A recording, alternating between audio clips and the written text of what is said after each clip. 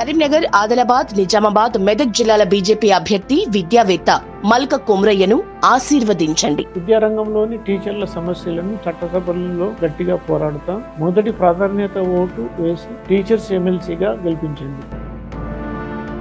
America, చైనాల మధ్య trade war అనివార్యమవుతుంది. Trump president కావడంతో పెద్ద ఎత్తున టారిఫ్ రెస్ట్రిక్షన్స్ అంటే అమెరికాలోకి వచ్చే విదేశీ ఉత్పత్తులపైన, ఫారిన్ గూడ్స్ పైన, ఫారిన్ సర్వీసెస్ పైన భారీగా ఇంపోర్ట్ డ్యూటీస్ సుంకాలు విధిస్తాడు. ఇది ఎంత విధించవచ్చు అంటే ఇప్పటికే కెనడా, మెక్సికోల పైన 25% ప్రకటించాడు. ప్రపంచంలోని ఏ దేశం నుంచైనా 10% అని చెప్పాడు. చైనా నుంచి అయితే అప్ టు 60% వరకు కూడా అన్నాడు. సో అందుకే ట్రంప్ చైనా ప్రెసిడెంట్ జిన్పింగ్తో మాట్లాడాడు. సో తన ప్రమాణ స్వీకారానికి ఆహ్వానించాడు, కానీ జిన్పింగ్ రావడం లేదు. దానికి బదులుగా తన డిప్యూటీని పంపిస్తున్నాడు. అంటే చాలా క్లియర్గా అమెరికా, చైనాల మధ్య ట్రేడ్ వార్ సిగ్నల్స్లో ఇది మొదటిది. రెండవది, టిక్ టాక్ను అమెరికా ప్రభుత్వం నిషేధించింది. అమెరికన్ సుప్రీంకోర్టు కూడా దాన్ని అప్హోల్డ్ చేసింది. టిక్ టాక్ ఇదే బైట్ డాన్స్ అనే చైనీస్ కంపెనీకి సంబంధించిన యాప్. ఇప్పుడు ఈ టిక్ టాక్ను అమెరికన్ కంపెనీకి అమ్మివేయమని అమెరికాలో ఒత్తిడి తెస్తున్నారు కూడా. సో అలాగే అమెరికాకు అడ్వాన్స్డ్ చిప్స్ కూడా మేము అందించము అని చెప్పి వాటిపైన ఆంక్షలు ఇటీవల పెంచారు. ఇప్పుడు ఎన్విడియా పెద్ద ఎత్తున ఎఫెక్ట్ అవుతుంది. ఇప్పుడు ఈ కొత్త రెస్ట్రిక్షన్స్ వల్ల 80% market, Nvidia market, artificial intelligence, ఏఐలో ఇలా అత్యాధునిక టెక్నాలజీలో వాడే చిప్స్ కాస్త మార్కెట్ 80% దెబ్బతింటుంది. ఎందుకంటే ఆస్ట్రేలియా, జపాన్ లాంటి మిత్రపక్షాలు ఒక 18 కంట్రీస్ మినహా మిగతా 120 కంట్రీస్కు ఇప్పుడు ఈ అడ్వాన్స్ చిప్స్ అనేది యాక్సెస్ ఉండదు. ఎందుకంటే ఇప్పటి వరకు యూరప్, వెస్ట్ ఏషియాకు అమెరికా ఈ అడ్వాన్స్ చిప్స్ అమ్ముతోంది. చైనా వారు ఏం చేస్తున్నారంటే తెలివిగా ఆ దేశాల నుంచి నయాన్నో భయాన్నో స్మగిల్ చేస్తున్నారు. అందువల్ల చైనాకు యాక్సెస్ ఉండకూడదు కనుక 120 కంట్రీస్కు అమెరికన్ చిప్స్ యాక్సెస్ను అమెరికా తాజాగా నియంత్రించింది. సో ఇలా ఇవన్నీ కూడా ట్రేడ్ వార్ ఒక సిగ్నల్స్. చాలా క్లియర్గా అమెరికా, చైనాల మధ్య వాణిజ్య యుద్ధము జరగటానికి వాతావరణం చాలా స్పష్టంగా కనబడుతుంది. సో చైనాకు కూడా పెద్ద ఎత్తున రిటాలియేటరీ యాక్షన్స్, ప్రతీకార చర్యలు తీసుకుంటామని ప్రకటించింది. సో మీకు తాజాగా బైడెన్ పోతూ కూడా చైనా కార్లపై కూడా నిషేధం విధించాడు. సో ఇవన్నీ కూడా అమెరికా, చైనాల మధ్య ట్రేడ్ వార్ను పెంచుతుంది. దీనివల్ల ఎవరికి లాభం?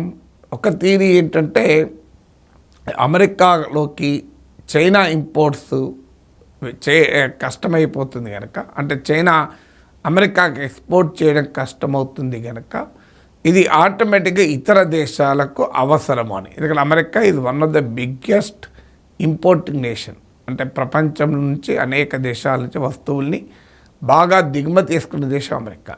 సో ఎప్పుడైతే అమెరికాలో చైనీస్ ప్రొడక్ట్స్ కాస్ట్లీ అవుతాయి, యాక్సెస్ ఉండదో, ఆటోమేటిక్గా అమెరికన్ కన్జ్యూమర్స్కు ఇతర దేశాల ప్రొడక్ట్స్ తీసుకోవాల్సి ఉంటుంది.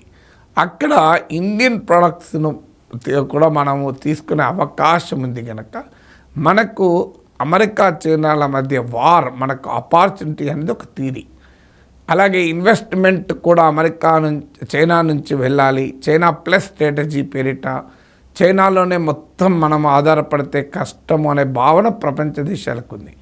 సో దానివల్ల ఇండియన్ కంపెనీస్ పెద్ద ఎత్తున ఎఫ్డిఐ చైనాది మనం ఆహ్వానించవచ్చు అని. కానీ ఆచరణలో జరిగింది ఏంటి? మనకన్నా ఎక్కువ వియత్నాం ఆకర్షించగలిగింది చైనా పెట్టుబడులను. సో ఇలా కొన్ని నమ్మకాలు ఉన్నాయి. అంటే అమెరికా, చైనా మధ్య ఘర్షణ ఏర్పడితే అది మనకు అవకాశంగా ఉంటుంది అని.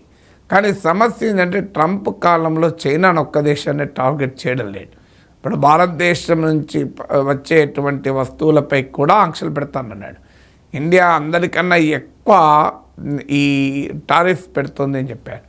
అమెరికా అధ్యక్షుడిగా ప్రమాణ స్వీకారం ట్రంప్ నాకు చాలా ఫేవరెట్ వర్డ్, చాలా ఇష్టమైన పదం ఇంగ్లీష్ డిక్షనరీలో ఏదంటే టారిఫ్స్ అన్నాడు. అందువల్ల కేవలం చైనా మీదనే ఈ టారిఫ్ వార్ ఉండదు. ఇది ప్రపంచంలో అన్ని దేశాలపై ఉంటుంది, అందువల్ల ఇండియాపై కూడా ఉంటుంది. ఇప్పుడు రష్యన్ ఆయిల్ పైన తాజాగా ఆంక్షలు విధించాడు. దానివల్ల చైనానే కాదు ఇండియా కూడా ఎఫెక్ట్ అవుతుంది. అందువల్ల ట్రంప్ అనుసరించే trade war China India binary కాదు. చైనాను మాత్రమే టార్గెట్ చేసి ఇండియాకు బెనిఫిట్ అవుతే బ్రహ్మాండంగా ఉంటుంది, కానీ అలా ఉండదు. ట్రంప్ అన్ని దేశాలను టార్గెట్ చేస్తున్నాడు. ఈవెన్ తన మిత్ర దేశాలైన కెనడాను టార్గెట్ చేస్తున్నాడు, డెన్మార్క్ని చేస్తున్నాడు, యూరోప్ని చేస్తున్నాడు, అందరినీ చేస్తున్నాడు, మెక్సికోని చేస్తున్నాడు. అందువల్ల it is not a China specific trade war. China పైన ఇంటెన్సివ్గా చేయొచ్చు, ఎందుకంటే చైనా ఇది బిగ్గెస్ట్ ట్రేడ్ పార్ట్నర్. అమెరికాకు నష్టం కలిగించే రీతిలో చైనాతో ట్రేడ్లో భారీ లోటు ఉంది, డెఫిసిట్ ఉంది. అందువల్ల చైనా పైన ఎక్కువ టార్గెట్ చేయొచ్చు, కానీ that is a policy across countries. అందువల్ల చైనా అమెరికా ట్రేడ్ వార్ ఆటోమేటిక్గా ఇండియాకు లాభం కావాలని లేదు, ఎందుకంటే సిమిలర్ రెస్ట్రిక్షన్స్ ఇండియాపై కూడా ఉండవచ్చు. అందువల్ల ఇప్పుడు చైనా సప్లై చేయకపోతే ఇండియా సప్లై చేస్తుంది కనుక అటు అమెరికాను అటు చైనాను ఇటు ఇండియాను రెండింటినీ కట్టడి చేయాలనే ఆలోచన ట్రంప్ చేయవచ్చు. అందువల్ల అమెరికాకు చైనాకు ఘర్షణ పెరిగితే ఆటోమేటిక్గా ఇండియాకు బెనిఫిట్ కావాలి, కానీ అవుతుందా అనేది ఒక క్వశ్చన్ మార్క్గానే మిగిలింది. పైగా చైనా అమెరికా ఘర్షణ పడుతుంటే అది అనివార్యంగా ఇంటర్నేషనల్ ట్రేడ్ని దెబ్బతీస్తుంది, గ్లోబల్ క్లైమేట్ ఎకనామిక్ క్లైమేట్ దెబ్బతీస్తుంది కనుక దాని అనివార్య ప్రభావం కూడా ఉంటుంది. ఎందుకంటే జియో ఎకనామిక్ అన్సర్టనిటీస్ వల్ల మీకు మన దేశం నుంచి విదేశీ పెట్టుబడులు వెళ్ళిపోతుంటాయి, డాలర్ బలపడుతూ ఉంటుంది, ఫారిన్ ఎక్స్చేంజ్ మార్కెట్లో చాలా అతలాకుతలం అవుతాయి. ఇవన్నీ కూడా మన రూపీ పైన ప్రెషర్ పెడుతుంది, మన ట్రేడ్ డెఫిసిట్ పైన ప్రెషర్ పెడుతుంది, మన కరెంట్ అకౌంట్ డెఫిసిట్ పైన ప్రెషర్ పెడుతుంది.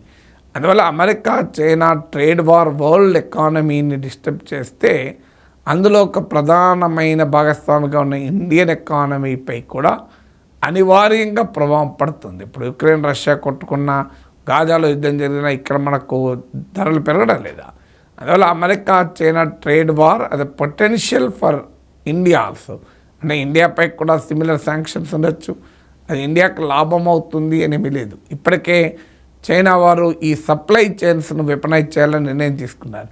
అంటే ప్రపంచంలో అమెరికాతో సహా చాలా దేశాలు రా మెటీరియల్ కొరకు, కాంపోనెంట్స్ కొరకు, ఇంటర్మీడియట్స్ కొరకు ఈ చైనా పైన ఆధారపడతారు. నేను గతంలో చెప్పాను మీకు, అజిత్రోమైసిన్, పారాసిటమాల్ లాంటి డ్రగ్స్ అనేక భారతదేశంలో దాదాపు అత్యధిక డ్రగ్స్లో రా మెటీరియల్ ఇంటర్మీడియట్ చైనా నుంచే ప్రొవైడ్ చేస్తాయి.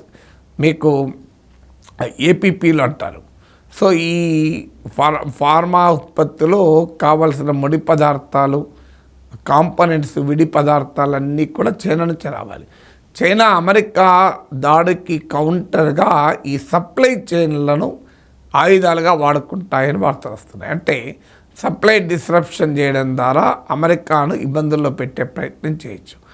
ఆ డిస్రప్షన్ అవుతే అది ఇండియాపై కూడా అనివార్యమైన ప్రభావం పడుతుంది. మనం కోవిడ్ టైంలో చూసాం, చైనాలో ప్రొడక్షను ఈ మీకు షట్డౌన్ల వల్ల మొదలైతే దాని ప్రభావం ఇండియాకు కూడా అనుభవించింది.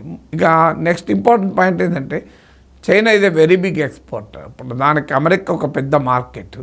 అమెరికా మార్కెట్ కనుక క్లోజ్ అయితే ఆటోమేటిక్గా ప్రపంచంలో ఇతర దేశాలపైన చైనా ప్రెషర్ పెరుగుతుంది. ఇప్పటికే మన భారతదేశానికి చైనాకు మధ్య వాణిజ్యం చూస్తే భారీగా ఇండియా వైపుగా లోటు ఉంది. అంటే ఇండియా ఎక్స్పోర్ట్ చేసేది చాలా తక్కువ, ఇంపోర్ట్ చేసుకునేది చాలా ఎక్కువ. ఇప్పుడు ఏం జరగవచ్చు అంటే అటు చైనా ఇంపోర్ట్స్కి అమెరికా అవకాశం ఇవ్వకపోతే చైనా వాళ్ళు ఏదో రూపంలో ఇండియన్ మార్కెట్ను ఫ్లడ్ చేసే అవకాశం ఉంది.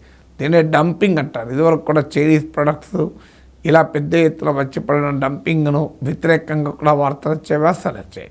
WTOలో అయితే ఏకంగా యాంటీ డంపింగ్ డ్యూటీస్ అనే ఒక అగ్రిమెంటే ఉంది. సో అందువల్ల ఈ చీపర్ చైనీస్ గూడ్స్ వచ్చి ఇండియన్ మార్కెట్స్ని ఇప్పటికే ఫ్లడ్ చేస్తున్నాయి, మరింతగా ఫ్లడ్ చేసేటువంటి అవకాశం కూడా ఉంది.